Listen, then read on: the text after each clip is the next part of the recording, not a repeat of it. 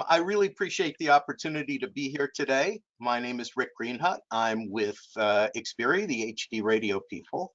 And what we're going to talk about today is the Xperi family of broadcast solutions.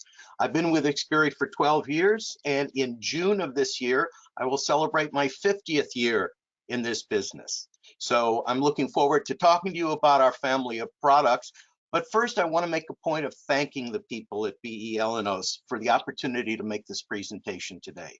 While I was looking forward to seeing a lot of you at the NAB convention, this is a good alternative. So we're really pleased to have this opportunity. What I'd like to do is give you what my seventh grade English teacher used to call foreshadowing. And my screen locked up here, so bear with me 1 second. There we go. The foreshadowing I'm speaking of is this presentation will be a little less technical than some of the previous ones you've seen. And the reason for that is what I'd like to do is give you a 50,000-foot view of the various broadcast products Xperi has, some of which you're familiar with, many of which you may already be using. But I want to put it in a format, since this webinar is being recorded, that can be played for non-engineers, specifically your manager, your program director, people who might not understand and might not have the patience for a technical description, but need to know what it adds to the radio station to consider one of these products. So with that in mind, I want to briefly talk about who we are, give you some numbers that are the latest and greatest on HD radio, talk to you a little bit about implementation and some of the HD radio features that stations can use to enhance their product and not incidentally return on investment. Summarize that in a way that lets you know how we're going forward, and then talk to you about a couple of exciting other products, including our soon to be released DTS connected radio, which I'm sure you'll all find interesting. Talk about our app division, All In Media, as well as a company a number of you are familiar with, Arctic Palm, the studio solutions company. So first and foremost, who we are. I always got tired at various conventions of people saying, so what do you guys call it this week? Well, for 15 years, you knew of HD radio as Ubiquity. But in October of 2015, a company called DTS, which stands for Digital Theater Sound, a high quality audio company, acquired Ubiquity. December 2016, a company called Tessera, also a high-tech company, acquired DTS. The merger resulted in a company called Xperi. So while it's called Xperi, Ubiquity still exists. All our contracts are Ubiquity contracts, but Ubiquity is a wholly owned subsidiary of Xperi. So we answer to both names, quite frankly. We're a multinational company with 26 offices around the world and broad depth in all kinds of digital technologies. But it's important to understand that as a company, we're totally committed to broadcast radio. Various Xperi products, broadcast solutions, currently serve over 8,500 radio stations worldwide. The one you're all most familiar with, of course, is HD radio. It's the de facto North American standard for terrestrial digital radio. The latest numbers here are a little different than what you heard Chuck mention. I'm pleased to announce there are now over 2,450 stations on the air and digital in the USA, Canada, and Mexico. There's 65 million vehicles on the road in North America, and we just celebrated the milestone of 70 million HD radio receivers sold. So the numbers keep going up. It's a moving target that gets harder and harder to keep track of. We're also very excited about DTS Connected Radio, which is an interactive combination of over-the-air broadcast and IP. Excuse me. It's a global solution that supports not just HD radio, but analog broadcast and European DAB+ standards as well. It basically extends digital broadcast deployment to deliver new services, including things like service following, the capability for the radio station, the radio device in your dashboard to ask you if it's okay to switch from the over-the-air broadcast to the stream during listening to one of your favorite stations. You'll hear more on that later. We're also very pleased to have acquired All In Media, really a 3,000 station portfolio depending on our mobile apps. They produce enhanced functionality for smart speakers, and AIM has produced two of the largest radio app platforms in the world, Radio Player and Radio App, the biggest in Europe by far, with 10 million daily uniques. For studio systems, many of you may be familiar with the Canadian company Arctic Palm, which we also acquired. It's a metadata platform used by broadcasters around the world, over 4,000 stations in 20 countries. It supports all popular automation and station playout systems. It's basically middleware that translates, if you will, filters and reformats metadata between various segments in your studio so various pieces of software and hardware can talk to each other. So HD Radio by the numbers. The 50,000-foot view, as I mentioned. For North America radio adoption, of course, in the US, there's just under 2,300 stations on the air right now, delivering just under 4,500 total digital channels in the US. Mexico, which adopted the HD radio standard as well, currently has 117 stations on the air, and that comes to 190 digital channels. While Canada hasn't made formal adoption as of yet, there are already 33 stations on the air in Canada, delivering a total of 80 digital channels. So we're looking at 2,450 stations in North America.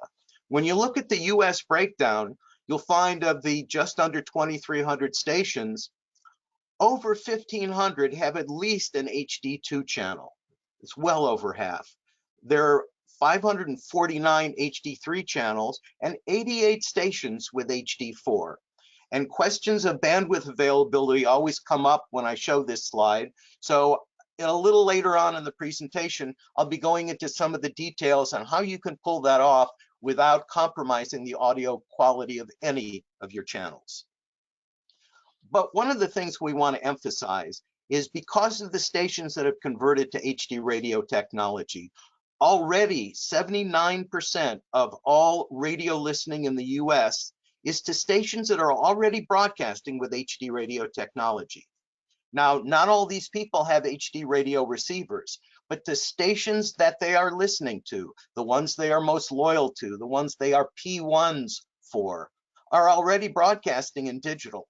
And the day these folks get a new car with HD radio technology in it, they will automatically be listening to their favorite station in much higher quality, along with the ability to see metadata and images and so on. So almost 80% of the US is already listening to stations that broadcast using HD radio technology. At least as important as far as the stations are concerned, all major auto brands are offering factory installed HD radio technology. 41 brands, over 300 models, almost 190 with that as standard equipment. About half the cars delivered last year in the US came with factory installed HD radio receivers. That was well over 9 million cars in the US alone. And here in North America, 65 million plus cars on the road with HD radio receivers. So if you take that and add it to the over 4 million consumer HD radio home and portable receivers that are out there, you're talking about 70 million receivers, with that number going up rapidly. A new car is sold with HD radio technology every 3 seconds, 24/7, 365. US auto penetration is well over 22% in the top 10 DMAs. You'll notice the lowest number in Atlanta is 22.2%.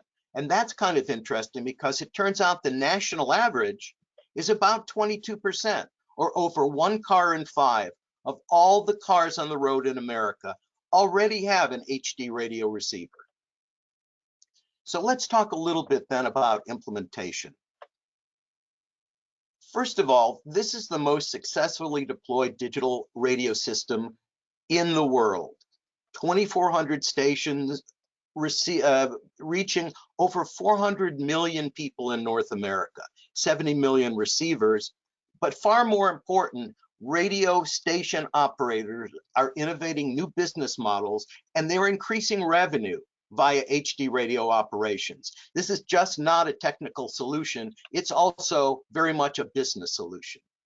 And bearing that in mind, to really go into more detail on something Chuck mentioned earlier, we've been working with our manufacturing partners to help bring down the cost of HD radio equipment. Back in 2002, that Gen 2 equipment, which Chuck admitted was just this side of a science project, for $45,000 or $50,000, you had the ability to broadcast an HD1 channel only. It was challenging to set up, and that's putting it charitably. But it was a good first start as we started to reach critical mass of receivers in the marketplace. The Gen 3 equipment, which came out in 2008, brought the cost down to about $35,000 to $40,000. It also created the ability to broadcast multicast channels as well as having data. It had far improved stability, and while it was still challenging for the average engineer, it had far improved setup from that first commercial release of Gen 2. The current Gen 4 equipment, which was introduced in 2017, cost between $10,000 and $12,000 for the HD specific equipment. Lower cost, far lower complexity, and far easier to set up. So if you take a look at it over time, you'll notice, oddly enough, there's that 22% figure again. It's a fifth of the cost that it was in 2002 to convert to HD radio technology. And as Chuck mentioned, we're working to bring the cost down. Ideally, in the best of all worlds, Gen 5 equipment would not cost the radio stations any additional money to have HD radio capability. I can't guarantee we'll get there, but that's the goal we've set for ourselves. The easier it is for stations, the better it is for all concerned. But let's put that upgrade cost into perspective. For those of you who've been around for a while, in equivalent dollars, basically HD radio technology costs less to implement than it did to convert an FM station to stereo back in the mid-60s. But everybody did it because the expectation was higher quality audio would keep listeners for longer periods of time. That increased time spent listening indeed came to pass, which caused other people to convert, to the point where stereo FM became the table stakes, in effect, for all broadcasters to be fully competitive. Digital broadcasting has quickly become the 21st century equivalent. As you all know, we use the in-band on-channel method of transmission. This very simplified presentation makes it easy to explain to your management that the existing analog signal is the witch's hat, and the red line you see is the protected FM mask beyond which you cannot go without the FCC slapping your wrist. The digital signal lives in those little things on each side called, interestingly enough, the sidebands. This is hybrid broadcasting. The analog signal coexists with the digital signal. The analog receivers will only see the analog signal, so digital is invisible to these older receivers. But the digital transmission is largely immune to multipath distortion, adjacent channel interference, static interference of all kinds. And not incidentally, the technology makes the signal more robust for the Nielsen Numeris ppm watermark. So being in HD actually gives you a slight advantage. The redundant sidebands were always there from the beginning to maximize both power gain and spectral efficiency. But what you might not be aware of is the fact that the ability exists to run just one of the sidebands at a lower power level than the other with an STA from the FCC. What this means is asymmetrical sideband operation can minimize potential for first adjacent interference with other HD signals. The sidebands are each independently adjustable to meet your local station allocation protection limits. A question that comes up all the time is, well, how do I divvy up my channels for the best possible quality and to be able to carry traffic service data, which people are paying me to carry? There are a lot of different options. If you look at option A here, the vast majority of the signal is put into the bandwidth of an HD1 that's 64K wide. 32K is the HD2, which is very acceptable audio quality for music or talk. Example B shows a radio station that has done an equal split on their HD1 and HD2 of 48K each of the available 96 in the lower partition.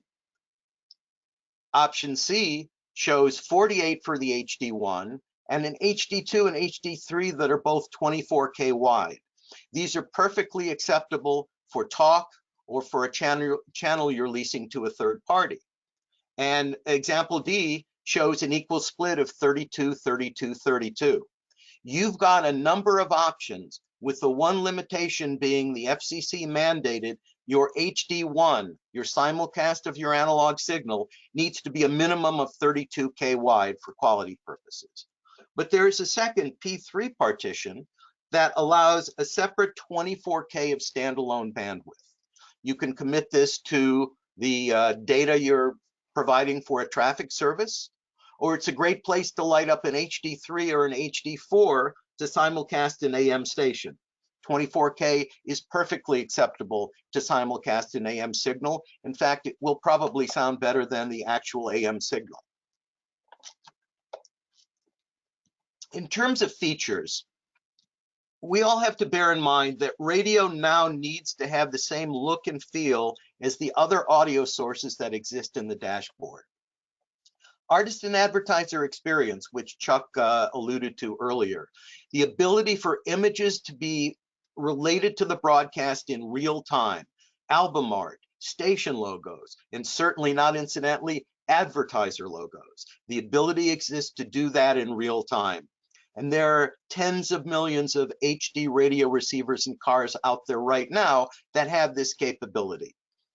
At least as important, the ability to broadcast those additional multicast channels and provide program information, a great deal more metadata than is available with RDS. And digital sound, the crystal clear static-free sound that makes your FM station sound like a CD. These are all features and benefits. You may remember years ago, the Council for a Drug-Free America did a commercial for television that showed fried eggs in a pan saying, this is your brain on drugs. Well, analogous to that, this is your station in analog, this is your station in digital. Analog, digital. How would you rather the consumer see your station? Here in Washington, we've got WTOP, the Hubbard station. It's all news on their HD1. Their HD2 is a format that would work nowhere else on planet Earth. It's the Federal News Network. When you're in Washington, D.C., you're in a company town, and the company is the U.S. government.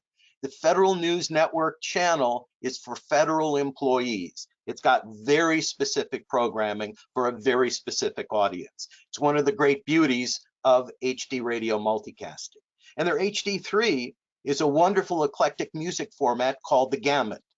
3 totally separate audiences that are each individually saleable to totally separate advertisers. It's important to remember too, the ability to send images means that the newer radios that will take the logos and put them on your preset buttons mean a radio station that's using that capability with HD radio technology has the ability to have their logo pop up on that button. That's very compelling stuff. And you've probably heard a lot about all digital AM. The test station here in outside of Washington in Frederick, Maryland, WWFD, is basically doing everything that an FM station can, with the exception of having multicast channels. They've got the metadata, they've got the artist and advertiser experience, they've got the full HD quality, all of which is on an all digital AM. So what's this all mean to you? With all the media choices available to the consumer out there, the metadata and images that HD radio provides can help level the playing field.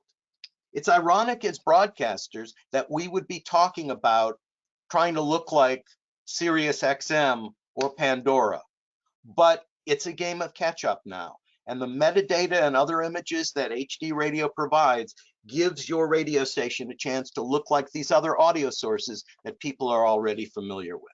And that comes down to the artist and advertiser experience images. The ability for the first time for your advertiser to be seen as well as heard, to have your station logo up there while the jockey is talking.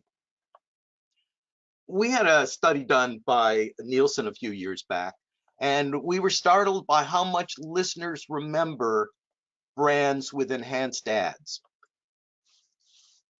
When a lawn care product was tested with consumers, 19% remembered the name of the product, but 31% remembered the name when the advertiser's logo was shown along with the audio being played. That's a 63% lift for lawn care products.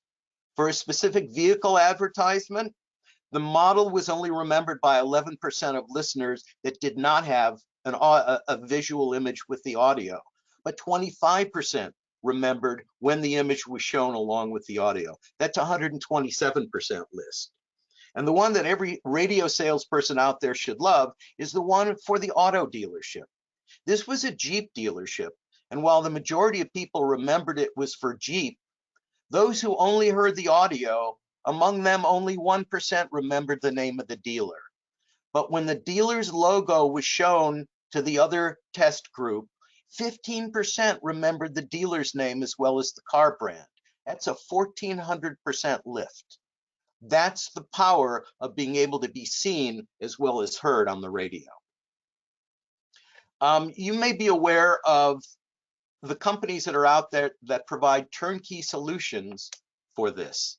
Well, first of all, TRE, which is part of BE, the radio experience, provides middleware, as does Q Interactive and our own Arctic Palm. But this software, no matter whose you use, can serve as the ROI engine if you've got album images to go with it. Q Interactive happens to provide a one-stop shop for an image library as well as the software.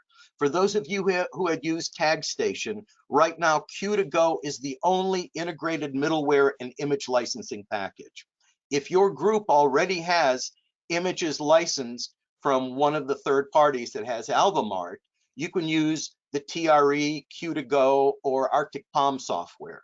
If you want the whole package, right now as of today, the Q2Go folks at Q Interactive are the only game in town.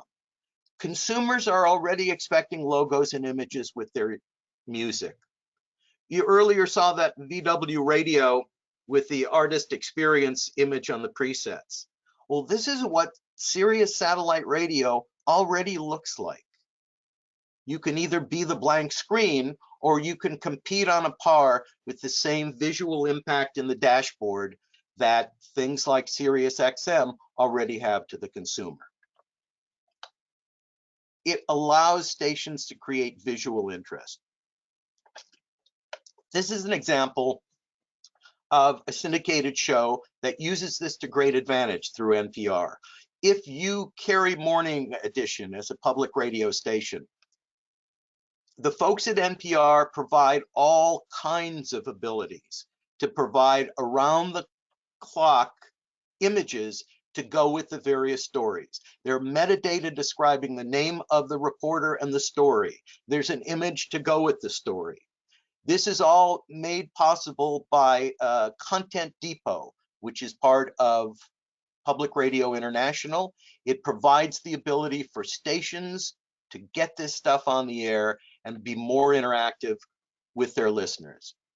And the thing that everyone wants to talk about, the 800-pound gorilla, using a translator to simulcast an HD2 in analog to create another station. It's very simple. This is also described in a way you can show to your general managers. First of all, you upgrade to HD and you light up an HD2 channel. It feeds separate programming. Could be a simulcast of your AM. Could be a niche format that could make you money, but not enough to commit a standalone radio station to. It can be a foreign language. It can be a local foreign language church that approaches the station and offers to lease the channel. There are literally hundreds of leased channels out there that stations have gone digital just to be able to do that, because you then take that content and feed it to an analog-only translator. In effect, it's another unique FM signal. It generates new ROI for the station. And even though you're limited to 250 watts on that translator, you get it up high enough on someone's tower, you have the equivalent of another Class A station. There are a number of broadcast groups that are doing this quite a lot. And the average listener doesn't know from translators or full power FMs or Class Cs. They just know there's another station that they can get on their old radio. Let's see how this works practically. Let's look at a small market station and see what they do to maximize this possibility. Here's a station in Montgomery, Alabama. It's just barely within the top 150 Nielsen markets. It's a military town. Maxwell Air Force Base, the home of Air University, is based there. There's about 15,000 people in Montgomery directly either on base or associated with that. And while they're not exclusively men, they're majority men. So the main channel is an oldies format, and you can see their demographic target here. They lit up an HD2, that's classic hip hop, a male targeted format, as well as their HD3, album rock. Their HD4 is classic country. Now, the thing you may notice about this that should jump out at you is when you look at the logos for the HD2, HD3, and HD4, well, they're different frequencies than the main channel. That's because every single one of these multicast channels is broadcast simultaneously in analog on a translator. For all intents and purposes, the population of Montgomery, Alabama got 3 new radio stations that anybody can receive, whether you have an HD radio or an old analog radio. This gave them enormous opportunities in terms of serving the marketplace and, not incidentally, generating new revenue. So, to answer the other most common question that tends to come up at the NAB convention, what's it cost? Well, it's different if you're in the US and Canada than it is for the rest of the world. So to just give you the high points, there's a one-time only license fee and a recurring quarterly multicast fee. If you never light up a multicast channel, you never owe us another penny once you paid that one-time license fee. But you can spread that license fee over 5 years with no interest. There's a discount if you pay in advance, and there's certainly multi-station group discounts available. The multicast royalty, it sounds complicated, but it's actually very straightforward. It's a minimum of $1,000 or 3% of the incremental net revenue of each channel. If you light up an HD2 channel and you simulcast your existing AM, and you don't raise the rate on that AM because it's also available in FM, you have 0 incremental net revenue regardless of how much that AM bills, and you'd only be paying the $1,000 a year fee. You would have to be billing more than $33,333 of new dollars before you would owe more than that $1,000 a year minimum. There's more nuances to this. I'm happy to talk through at your convenience. You can email me at rick.greenhut@xperi.com. Leave a message at the office, or you can chat here and I will get an email from you that I can directly respond to. However, if you're outside the US and Canada, the station license fee is folded into the transmission equipment cost. There's no additional ongoing fee. Any of the following manufacturers that make HD radio equipment can give you more information, but the bottom line here is your equipment purchase covers your licensing obligation. It doesn't mean these stations end up paying less. It just means rather than paying 2 entities, they just pay through the transmitter manufacturer. Now I'd like to give you something completely different. We're very excited about this new product we're introducing called DTS Connected Radio. First of all, we're committed, as I mentioned, to the future of broadcasting. Broadcasters have made an investment in their digital future. There's a lot of complexities and challenges that face automakers, especially now. We've had an office in Detroit for the last 15 years directly carrying radio's water to these automakers who are always asking, well, do I need radio in my dashboard in the future? That's why we're building and installing a global solution to preserve broadcast radio technology in cars. At least as important, we want to enhance the listener experience and the ability for audience measurement. The better radio measurement is, the more radio advertisement will exist. We want to extend digital broadcasting deployment to deliver new services to the consumers. This is the place I programmed in a break to get some water here. So it's the best of both worlds, but what exactly does that mean? What is connected radio? It's the interactive combination of traditional broadcast and IP in the car. What it means is it's the one-to-many efficiency of radio, where it costs you the same to reach one listener or a million listeners, and the direct one-to-one connection you can get with an internet connection, which can burn up a lot of your data plan. So the goal is to have something where 99% of the time, the radio is only listening to free over the air and only uses 1% of its connection time on the internet. It combines the efficiencies of both of these. It also provides the ability for what I mentioned earlier, service following, the ability for a smart DTS connected radio unit to ask you, as you're driving outside the coverage range of your favorite station, would you like me to switch to the stream? It will give the consumer the choice. It will also basically populate an electronic program guide to show you what stations are available to be received in your physical location at that time.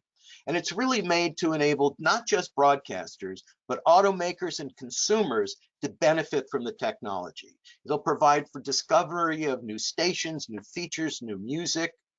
It'll enhance both existing and new content with a lot of metadata, and provide listener insights and metrics never before available. And you'll see examples of all of that in just a moment. It's a unique consumer experience. This is what you would see on your connected radio. A live guide, which not only shows you what your favorite stations are, but what they're playing right now at this moment in real time.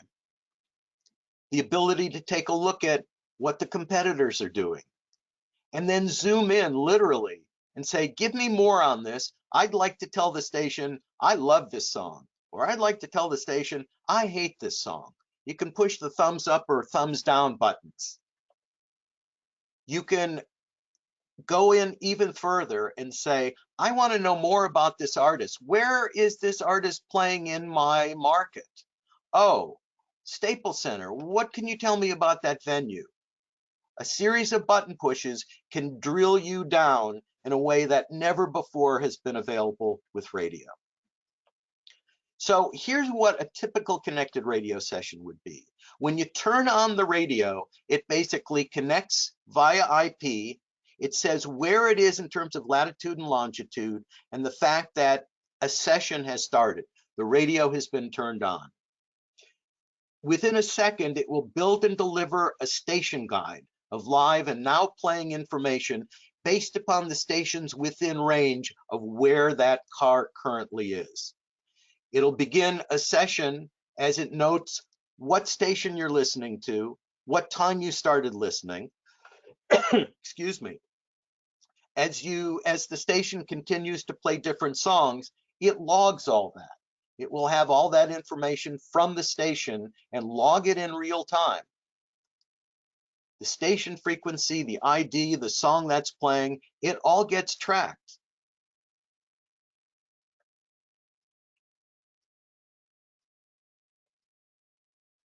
The fact that the album is also tracked gives you a lot more data to be retrieved at a later time.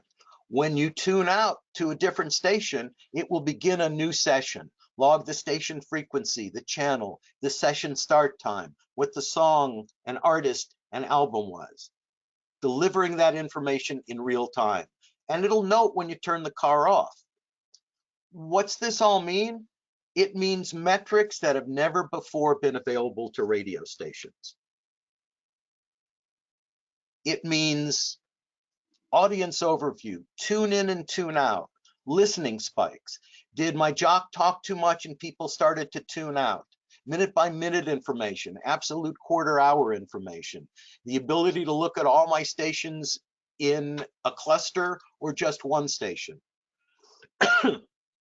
And something I find really exciting, a heat map of actual listenership.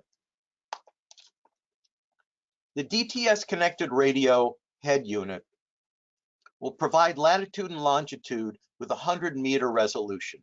That's about 300 feet. And while it will not give any personal information, it will say what kind of car it is and where it is physically located. So if I could go to Lowe's and say within 30 minutes of you running a commercial on my station, there were 33 cars parked within 100 meters of your Camden, New Jersey Lowe's store. You think your sales department would like that? This audience flow, excuse me, and heat maps will provide information that was never before available. Excuse me. It's the enhancement of radio in the connected car. The technology is available to all car companies, and it's available to all broadcasters. There is no charge to the radio stations. If you give us information in real time, the output of your playout system, you will have access to all the data for your station that I just showed on those previous slides and more. Now I want to talk to you a little bit about our app division. This is really exciting. All In Media is a world leader in digital technology. They've been supplying apps to the industry for over a decade. They're very well known in Europe. They are the biggest supplier of European DAB visual radio systems in the world. Over 500 apps to date. Their template app is used by some of the world's largest broadcasters because of ease of use. This is a list of their current customers, which is basically the biggest broadcast groups outside the United States. The apps are available for Android and iOS. They're single station versions, they're multi-station versions, multiple languages. It's a very quick go-to-market solution. This template app allows multiple layouts and color options, smart device support. It's all there. You can build an app that gives listeners your full station experience with on-air, social, web, and podcast content all there on their phones. It, of course, allows for live audio streaming. You could have an aggregator app for your cluster or your group for all your stations, or a single station app. It'll play back and store podcasts. Once again, it'll do multiple languages. Users can record and send audio directly to your studio. If your morning man is looking for immediate feedback, that morning team can ask people to use the app and say, do you like this song? Do you hate this song? And immediately get that back and get it on the air in virtual real time. At least as important, alarm clock and sleep timer. Listeners who use their phone as an alarm clock will wake to your station through your app. Google Analytics can track your user engagement, can stream audio over Chromecast, and you can update your app yourself in real time using the template app manager. Update logos, change the names of programming, do what you need. It will integrate all your content, social media feeds, websites. Your listeners can watch YouTube videos. They can see your on-air schedule. They can see what you played, what you're about to play, and listen to your podcasts. It provides an environment that will keep the listeners engaged with the radio station. There are also custom apps that'll meet whatever the user's requirements are. As I mentioned, the International Radio Player app and Radio app both use this as their engine. It's designed to deliver outstanding smart station experiences to your listeners. Arctic Palm is a company many of you may be aware of. It was based in Canada. We purchased Arctic Palm because of a product called Center Stage Live. It basically acts as a universal translator. It captures metadata from your automation or playout system, input from your satellite or network service, your web service, the Content Depot or Metapub folks at NPR, and it schedules the informational or commercial or promotional messages by time of day, linked to on-air events. The metadata is filtered and reformatted for use on various devices and services. Once again, it's kind of the universal translator that allows different pieces of hardware and software to talk to each other by acting as middleware. Whether it's messages going out on the air, repeat broadcast, fixed time messages, it keeps an event log and tells you in real time what's going on and what you've programmed. It also allows you to sync that kind of programming with a specific image that your playout system can access. So you can pull up the advertiser's logo or the station logo based upon what audio is going out over the air. I mentioned earlier, as a company, we're committed to radio. Here's why we're so committed to radio. In 1969, when I was a senior in high school, Arbitron said 95% of the US population 12 plus used radio weekly. In 2019, Nielsen said it was estimated 92% of the US population 12 plus used radio weekly. So what that means, in the past 50 years, US radio's aggregate reach has only declined 3%, despite the advent of 8-tracks, portables, Walkman, hundreds of new TV channels via cable and satellite radio, smartphones, Bluetooth, streaming from the cloud and so-called internet radio, and podcasts, and of course, dedicated music apps like Pandora, Spotify, iTunes. All of that happened, and each of these disruptive technologies was going to be the radio killer. Yet 50 years on, radio is still used by virtually everyone. Only 3% attrition. Think about what that means. The TV networks have had double-digit audience losses. Newspapers have folded right and left. And yet, 50 years on, radio is still used by virtually everyone. Is it any wonder that every new audio source wants to call itself radio? The question always comes up when I say this: how can radio's audience still be so high if all those other audio choices are there? Well, bear in mind that unlike any other medium, radio listening has never been a zero-sum game. More audio choices has always meant more time spent listening to more and different audio sources. When FM first came in, AM stations complained bitterly that the existing audience would be fragmented. Audiences skyrocketed because ultimately people spent more time with the medium. New audio sources has meant longer periods of listening, not merely the same amount of listening spread among more audio choices. That's an important thing to remember. Our business has changed dramatically. Our challenges, competing stations, 8-tracks, satellite radio, that was like playing checkers. You had iPods and smartphones and cloud-based streaming. That's like playing chess.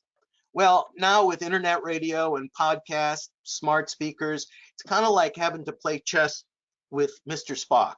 It's 3D chess. We're committed to radio, and we're committed to making your job easier with the Xperi family of products. HD radio, DTS connected radio, AIM, and Arctic Palm. That's the Xperi broadcast family of products. I think we have a couple of moments that I'd be happy to answer questions. There's only a few questions, and I think we're right on time. So I would thank you very much for that inspiring presentation, Rick. I really appreciate it, and we'll make sure all the questions that have been answered or that have been asked will be answered via the web. Outstanding. Thank you. Thanks so much.